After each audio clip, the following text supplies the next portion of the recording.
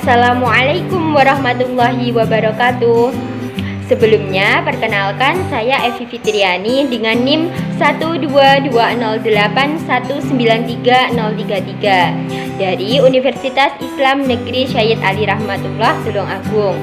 Nah, video ini dibuat untuk memenuhi salah satu tugas mata kuliah magang 1. Halo adik-adik semuanya, bagaimana kabarnya hari ini? Semoga selalu dalam keadaan sehat dan tetap semangat belajar ya. Nah, ngomong-ngomong soal makanan nih, kita pernah berpikir apa tidak bagaimana makanan yang kita makan dapat berubah bentuk dalam proses pencernaan di dalam tubuh. Nah, misalnya saja kita hari ini sarapan dengan ayam goreng. Nah, pastinya kalau kita di saat buang air besar, bentuknya berbeda, bukan ayam goreng lagi, tapi bentuknya sudah berbeda. Nah, mungkin ada yang tahu jawabannya? Nah, tenang, semua pertanyaan itu akan kita jawab dalam video pembelajaran kali ini. Makanya tonton sampai habis dan jangan skip-skip.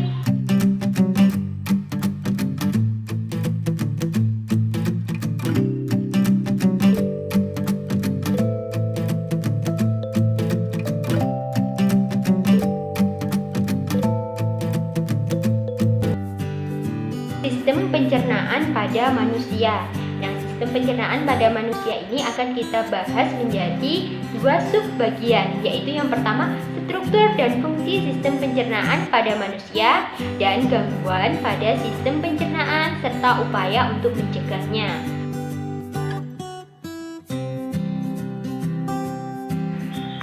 Pencernaan makanan sendiri terbagi menjadi dua, yaitu pencernaan mekanis dan pencernaan kimiawi.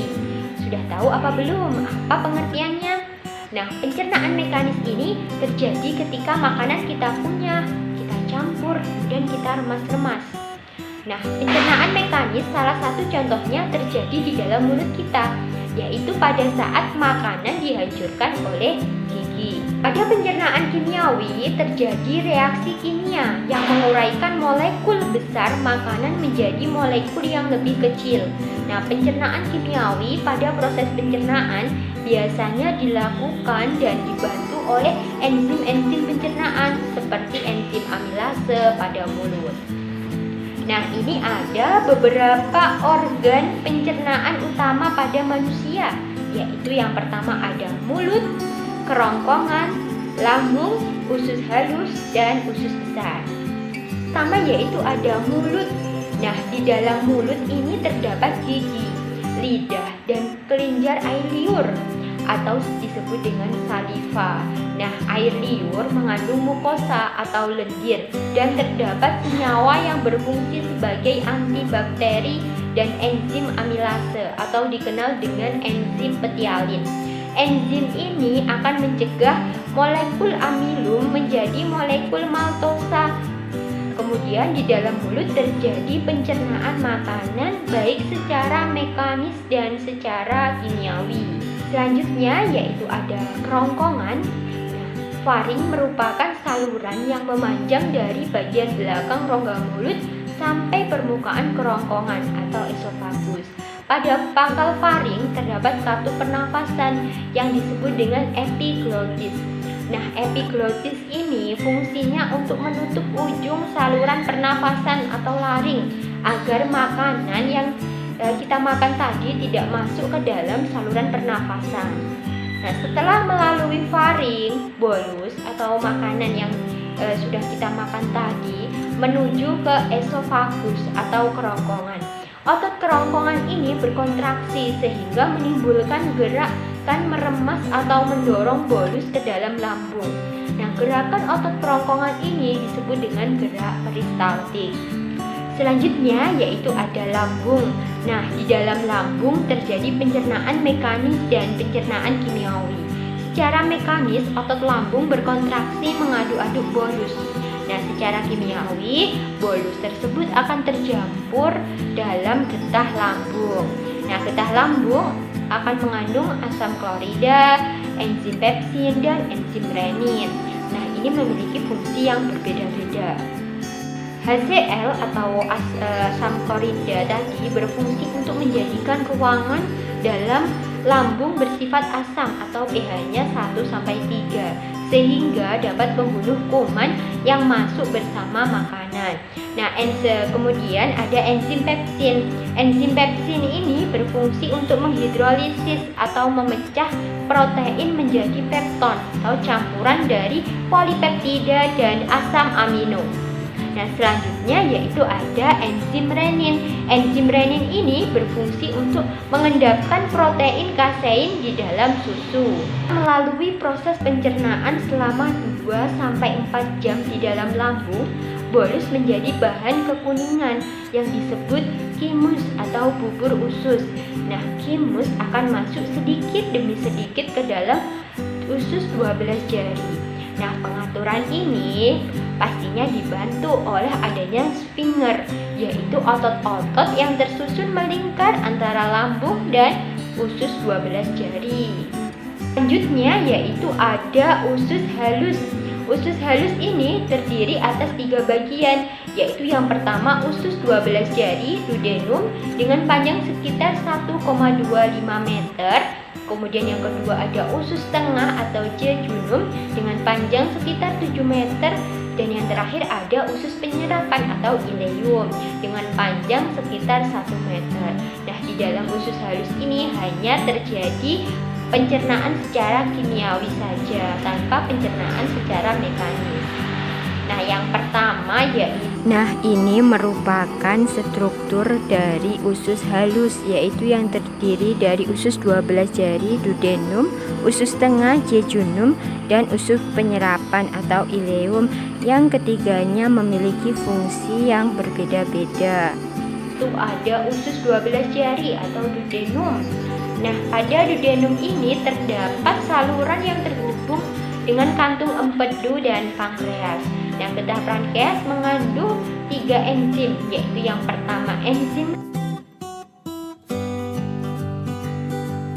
Nah, ini pastinya memiliki fungsi yang berbeda-beda, bukan?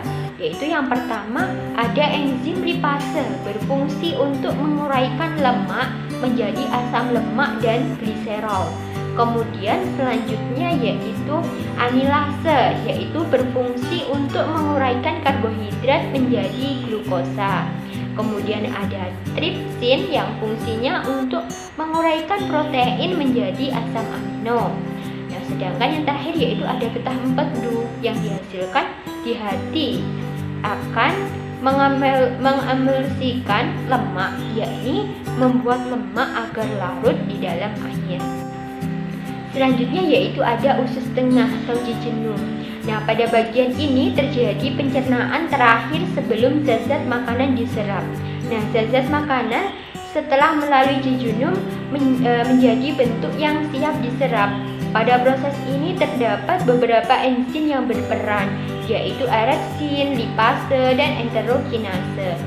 Nah, erepsin ini berfungsi untuk menguraikan pepton menjadi asam amino. Kemudian lipase berfungsi untuk menguraikan lemak menjadi asam lemak atau gliserol. Selanjutnya ada enterokinase yang berfungsi untuk mengaktifkan trypsinogen menjadi tripsin sehingga dapat mengubah protein menjadi asam amino. Selanjutnya yaitu ada usus penyerapan. Nah, penyerapan zat-zat makanan terjadi di usus penyerapan ini atau ileum. Usus ini permukaannya dipenuhi oleh zat-zat usus atau villi. Pada zat-zat usus ini terdapat pembuluh kapiler dan pembuluh kil. Pembuluh kapiler ini berisi darah, sedangkan pembuluh kil berisi getah bening. Nah, zat-zat usus itu berperan dalam proses penyerapan sari-sari makanan, yaitu memperluas bidang penyerapan.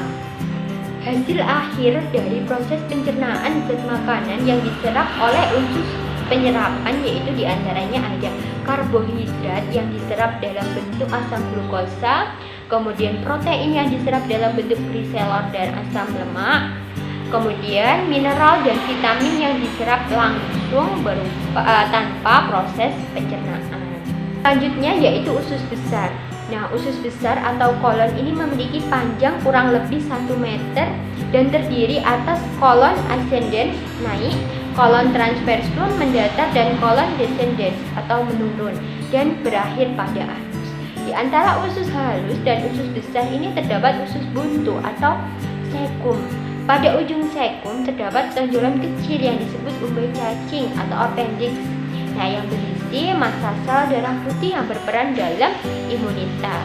Bahan makanan yang sampai pada usus besar ini dapat dikatakan sebagai zat-zat sisa. Usus besar berfungsi untuk mengatur kadar air pada sisa makanan. Nah, ketika kadar air pada sisa makanan terlalu banyak, maka dinding usus besar akan menyerap kelebihan air tersebut. Sebaliknya, ketika sisa makanan kekurangan air, maka dinding usus besar akan mengeluarkan air dan mengirimnya ke sisa makanan. Di dalam usus besar terdapat banyak sekali bakteri Escherichia coli atau E. coli yang membantu membusukkan sisa-sisa makanan yang ada di dalam tubuh kita. Nah, bakteri ini atau Escherichia coli mampu membentuk vitamin K dan B12. Nah, sisa makanan yang tidak dipakai oleh tubuh beserta gas-gas yang berbau disebut tinja atau feses dan dikeluarkan melalui anus. Nah, ini merupakan gambar struktur dari usus besar yang terdiri dari kolon mendatar, kolon turun, dan kolon naik, usus buntu, appendix atau umbi cacing, rektum, dan anus yang memiliki fungsi berbeda-beda yang telah dijelaskan tadi. Nah, selain ada organ pencernaan utama tadi, juga terdapat organ pencernaan tambahan, yaitu yang pertama hati, kantung empedu, dan pankreas. Hati merupakan kelenjar terbesar dalam tubuh, berada pada bagian rongga perut sebelah kanan di bawah diafragma. Nah, hati ini berperan dalam proses detoksifikasi. Hati merupakan organ penyimpanan. Hati ini akan memindahkan zat besi dan berbagai vitamin, misalnya vitamin A, D yang larut dalam lemak tadi, dan B12 dari darah dan menyimpannya. Selain itu, hati juga berperan dalam menjaga keseimbangan kadar glukosa di dalam darah. Ketika kadar glukosa dalam darah rendah, hati akan melepaskan glukosa dengan cara memecah glikogen. Selain itu, hati juga mengatur kadar kolesterol di dalam darah. Kolesterol ini akan diubah menjadi asam folik atau folik acid yang berfungsi untuk mengemulsi lemak. Nah, sel-sel hati akan mengeluarkan getah yang mengandung kolesterol, asam folik, garam empedu, lecitin, bilirubin, dan elektrolit. Nah, getah ini disebut dengan getah empedu. Selanjutnya yaitu pankreas. Nah, pankreas merupakan organ yang berada di balik perut di belakang lambung. Nah, sel-sel pada pankreas akan menghasilkan cairan pankreas yang masuk ke dalam duodenum melalui saluran pankreas.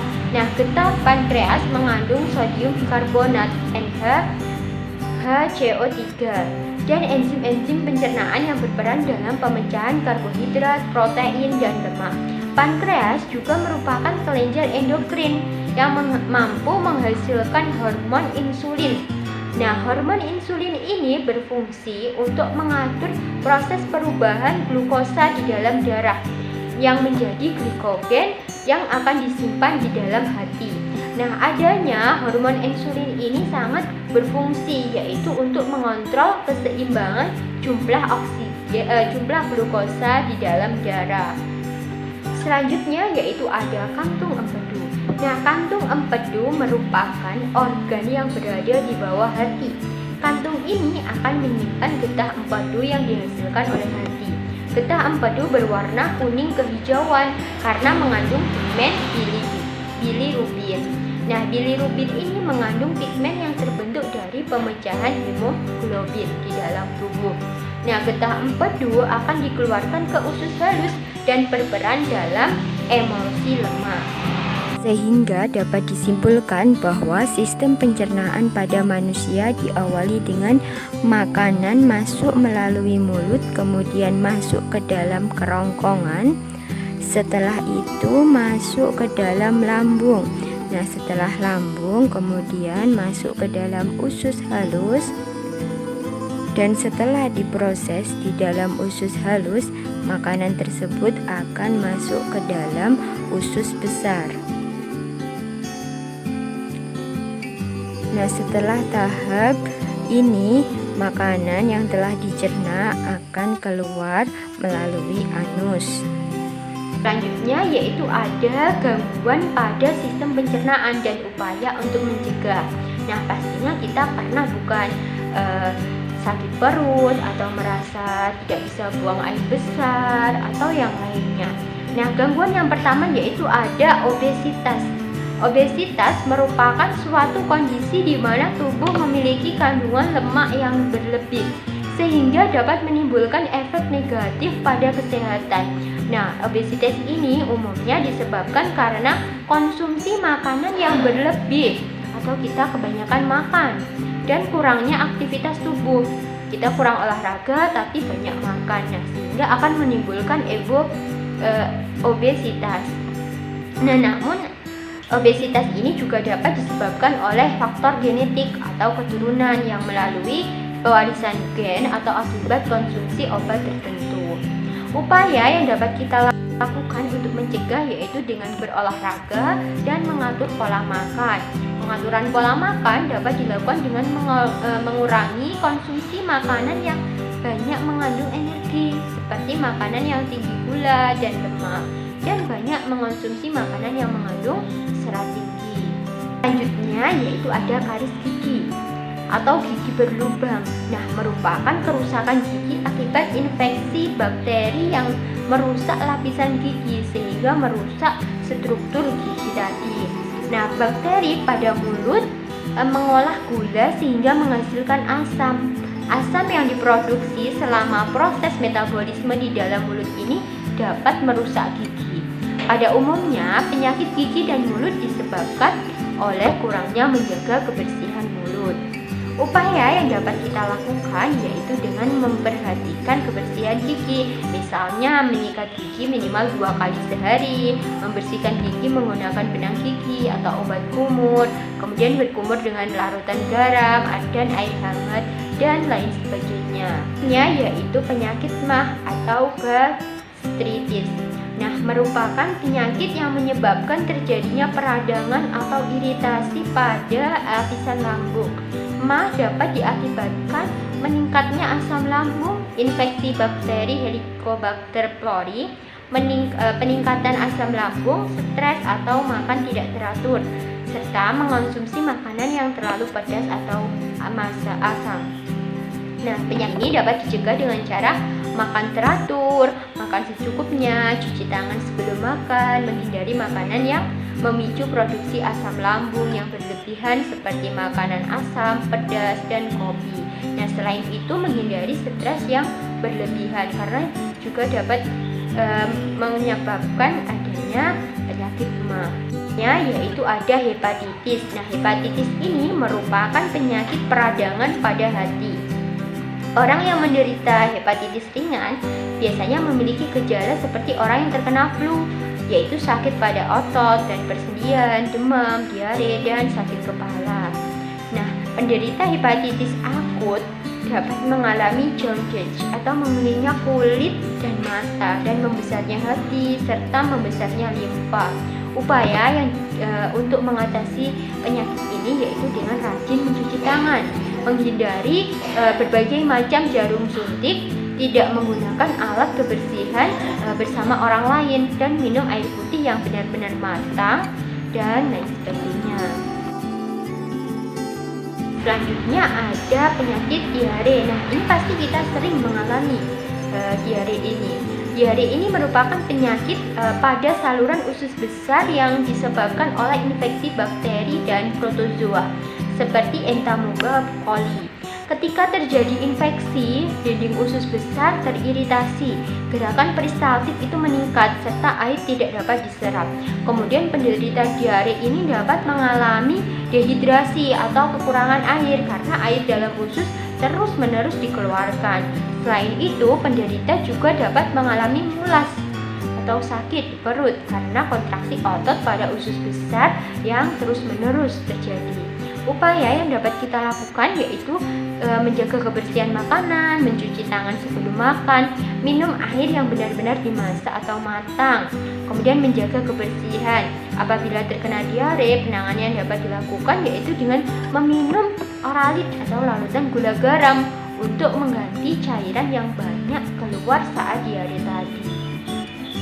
Nah, kemudian penyakit yang terakhir yaitu ada konstipasi, yaitu merupakan kondisi di mana feses keras atau kering, nah sehingga sulit untuk kita keluarkan. Penyebab konstipasi ini adalah kurangnya asupan makanan yang berserat dan kurang minum atau kurang air. Ketika feses tidak dikeluarkan secara teratur, air yang terkandung di dalamnya akan terserap sehingga menyebabkan feses keras atau kering dan sulit untuk dikeluarkan.